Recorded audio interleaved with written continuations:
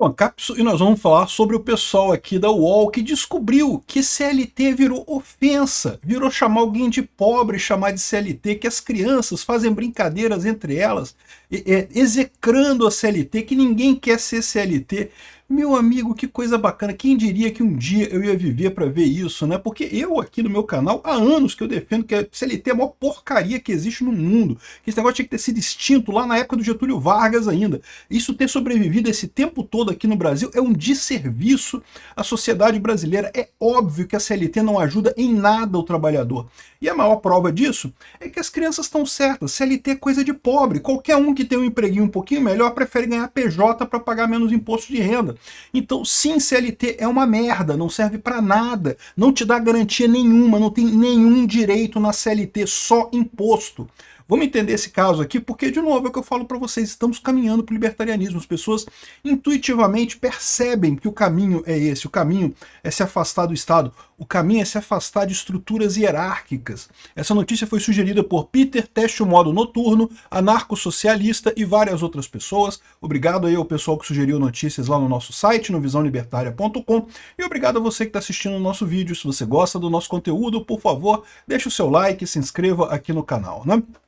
Pois bem, é o que eu falo para vocês. Eu há anos critico a CLT aqui no meu canal, sempre falei mal disso, sempre falei que é uma besteira esse negócio de CLT. É óbvio que não dá direito nenhum. Quando você coloca uma lei em qualquer relação voluntária, qualquer lei que regulamenta qualquer relação voluntária, o custo dessa lei vai ser pago pela parte mais fraca. Gente, é só parar para pensar. Quando uma relação é voluntária, a relação só acontece se as duas partes quiserem. Concorda comigo? É uma relação voluntária. Então ninguém trabalha para outra pessoa se não quiser trabalhar para outra pessoa. Você não aceita o emprego. Ninguém contrata outra pessoa se não quiser contratar outra pessoa. Você simplesmente não oferece a vaga, não contrata a pessoa. A relação de trabalho é uma relação voluntária, ela só acontece quando as duas partes aceitam ela. Aí você bota uma regulamentação nessa transação, nessa relação voluntária, né? E pode até ser com uma boa intenção, né? Não pode pagar menos do que tanto, tem que exigir não sei o que lá. Até a intenção pode ser boa no final das contas. Mas lembra, toda lei tem um custo, né? Evidentemente, quando você limita a forma dessa relação, você está impondo um custo, né? Você está impondo dois custos. Você está impondo um custo, primeiro, da lei ser obedecida, porque isso vai exigir que a empresa arque com determinadas limitações e coisa e tal. E segundo, você está incluindo o custo da insegurança jurídica, porque uma vez que há uma lei agora, alguém pode questionar esse cumprimento dessa lei na justiça trabalhista, e isso pode implicar em mais custo para a empresa. Então você coloca dois custos quando você cria qualquer regra trabalhista. Cada uma das regrinhas trabalhistas que tem lá na CLT cria esses dois custos. E aí, o que acontece com esses custos? Quem é que paga esses custos? Não é o governo. O governo só botou a lei ali, meu amigo, ele não faz nada. Quem é que vai pagar esses custos? Você pode falar assim, mas é o patrão que paga, então não tem problema, o patrão vai pagar o custo, né?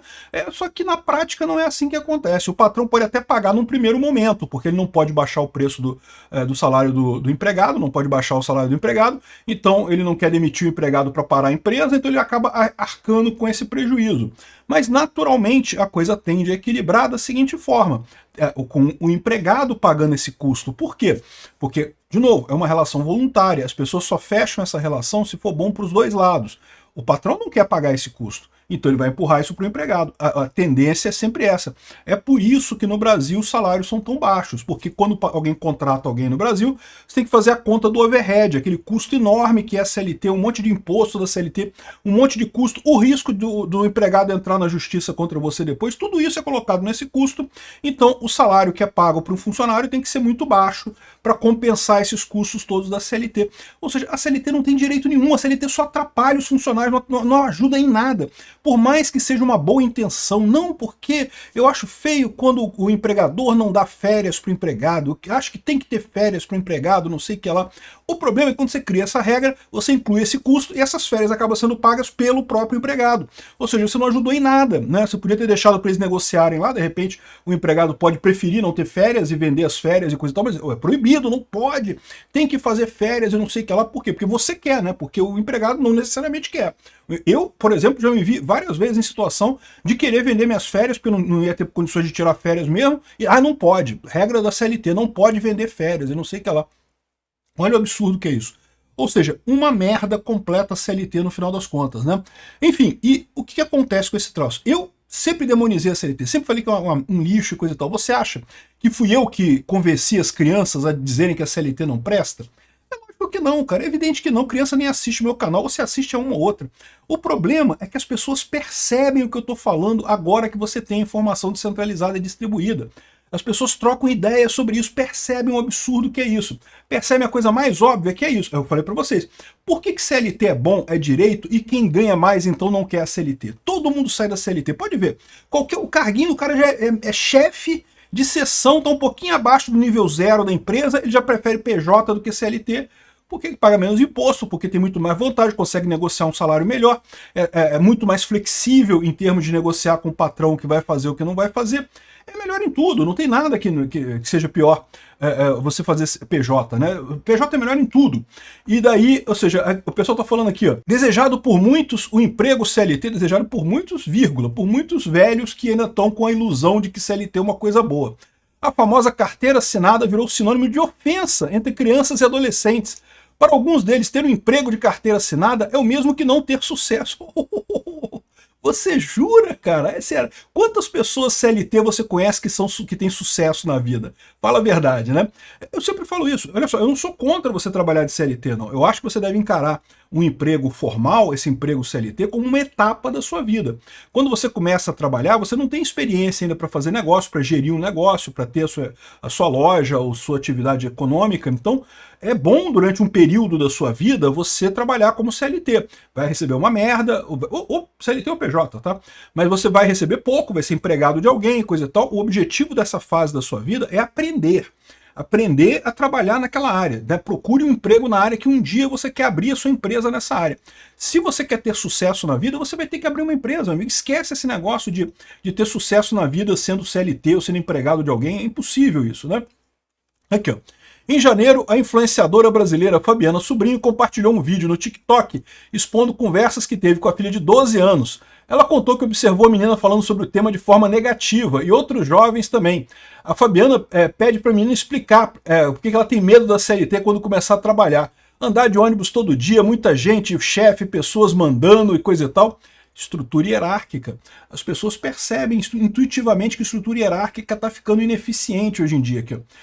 Vou bem falar do que ela falou para mim, porque é pensamento de alguns jovens. Eles acham que ser CLT é coisa de pobre, mas é a maior realidade do mundo, meu amigo. Ah, tem algumas pessoas que ganham bem e são CLT? Tem, umas 3 ou 4 pessoas. Se contar nos dedos, tem umas 3 ou 4 pessoas. Pode ser que chegue a 5. No final das contas, só pobre que recebe CLT, porque CLT é uma bomba. Ninguém quer isso. A pessoa que começa a subir na carreira percebe logo que CLT é um lixo e quer trocar para PJ, quer sair desse negócio de PJ, quer sair desse negócio de CLT. Ou seja, sim, CLT é coisa de pobre, exatamente, né? E é o mundo que a gente está vivendo agora. É o mundo em que todo mundo é a sua própria empresa. É o mundo descentralizado e distribuído. Você, mesmo quando você é empregado de alguém, mesmo quando você está trabalhando como CLT, você deve encarar o seu trabalho como uma empresa. Você está fazendo um trabalho, está vendendo o seu trabalho para aquela pessoa, recebendo um pagamento fixo mensal ali combinado, mas você não deixa de ser uma empresa, um empresário particular. Você está vendendo o serviço que você faz para aquela sua empresa, né? E aqui o pessoal está apavorado. Como podem? Eu achei que era meme que as pessoas estavam usando CLT como ofensa, mas hoje na escola eu vi que as pessoas amedrontando outros, falando que se ela não calasse a boca ia virar CLT.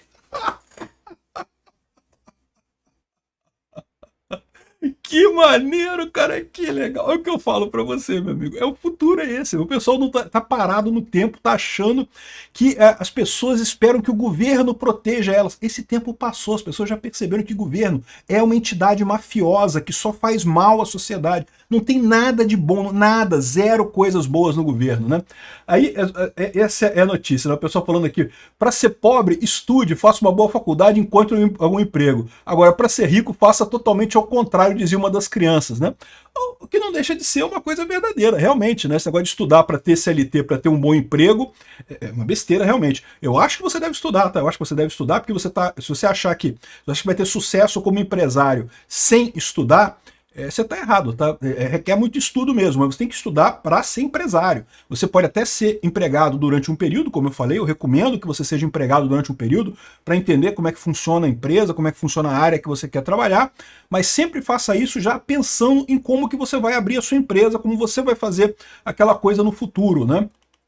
Enfim, aqui, ó, esses coaches mirim também aparecem criticando a CLT, o que dá impulso a esse discurso, né? As mensagens passadas aos jovens são contrárias à perspectiva de longo prazo e podem afetar o presente delas. Estão todos chateados porque o pessoal não gosta de CLT e coisa e tal. Aqui, ó, mesmo com o surgimento de novas formas de contratação, como trabalho autônomo e MEI, a CLT continua sendo indispensável para milhões de brasileiros. Porra, puta que pariu, que a CLT é custo. CLT não tem uma única vantagem para um único trabalhador no Brasil. É só ferra o trabalhador, só sacaneia o trabalhador. É uma propaganda de político mal feita, né? Enfim, e o pessoal que está aqui é preocupadíssimo com isso, né? Aqui, olha só essa outra reportagem aqui do Matheus Leitão, aqui a coluna do Matheus Leitão, perguntando aqui, por que os jovens se afastam do PT e se aproximam da extrema-direita? Porque você sabe, não existe direita, né? É extrema-direita, extrema, o pessoal nazista, fascista, motorista, taxista, não sei o que lá. Tá aqui, ó.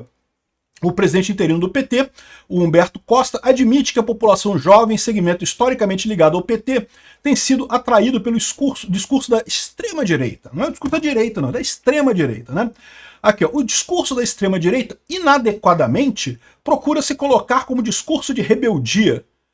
Não, peraí, porque inadequadamente tem regra para você ser rebelde, né? Não, para você ser rebelde, você tem que fazer desse jeito certinho aqui, ó. Tem que preencher o formulário em 3 vias, sou rebelde, né? Assinar, carimbar, ir no cartório. Ah, porra, que maneira inadequadamente? É rebeldia mesmo, porra, a esquerda tá há 20 anos no poder. E quer dizer que eles são os rebeldes, eles que são contra o sistema, meu amigo? Vocês são o sistema, cara. Não tem como enganar isso aí. Não adianta vocês tentarem pegar esse negócio. Não, porque esse pessoal são falsos rebeldes contra o sistema. Não, eles são a rebeldia contra o sistema. Você, Humberto Costa, você, Matheus Leitão, você, Miriam Leitão, vocês são o sistema hoje em dia. Se não perceberam ainda, cai na real, né? Óbvio que é, né? E isso não é só aqui no Brasil, exatamente, a esquerda no mundo inteiro está tendo esse problema. O Trump se elegeu com um discurso de enfrentamento ao sistema, do estímulo à rebeldia na sociedade, e não tem nenhum setor mais rebelde do que a juventude. Exatamente, esse é um ponto muito bom, mas tem um outro fator nessa história, porque ele fala aqui que nós estamos querendo ajudar o jovem, porque tem o pé de meia, o estímulo ao ensino integral e coisa e tal. Caraca, bicho. Nenhum jovem vai se atrair por isso. Por quê? Porque o jovem já percebeu que a ajuda do governo é morte. Governo não ajuda ninguém. Governo é uma instituição criminosa que rouba dinheiro da sociedade para enriquecer os próprios governantes. E que qualquer trocado que ela dá é sempre em troca de algo muito pior no final das contas. Esse é o problema desse pessoal. Eles não estão entendendo que essa ineficiência do Estado está transparecendo para todo mundo. As pessoas estão percebendo instintivamente. Porque é normal, você começa a perceber na sua vida, você olha para os exemplos que você tem, e quem está bem de vida é quem ignora o Estado. Quem está fudido de vida é o cara CLT que está trabalhando igual um condenado, pagando imposto de renda e um monte de merda lá para o Estado. É isso. As pessoas naturalmente começam a buscar o exemplo positivo, começam a buscar quem está dando certo. Elas percebem que o Estado vira um peso que não se justifica. E por que o Estado se tornou cada vez mais esse peso? Porque já nunca foi muito eficiente, mas no passado ainda tinha um motivo de existir. Eu já expliquei para vocês que no passado dava lucro você pagar impostos, porque você ganhava esse colchão de proteção social. Só que, à medida que você tem a informação descentralizada e distribuída, isso se tornou desnecessário. Você tem ferramentas melhores para tratar todos os problemas intrínsecos que o Estado trata, e no final das contas você pode fazer isso sem ele, e o Estado se tornou uma coisa cara que não serve para nada. E as pessoas estão percebendo isso. E quem apostar em interação com o Estado vai se fuder. Quem apostar em ficar à margem do Estado vai se dar bem com o tempo. É simples assim. É por isso que a juventude já está percebendo essa roubada aqui nos Estados Unidos, na Europa, em qualquer lugar do mundo, né? Obrigado por assistir o vídeo até o final. Além de curtir, compartilhar e se inscrever no canal, considere se tornar patrocinador com valores a partir de R$ 1,99. Clique no botão Seja Membro abaixo para saber as condições e vantagens de patrocinar o canal. Mais informações sobre o nosso projeto, visite nossos sites indicados na tela.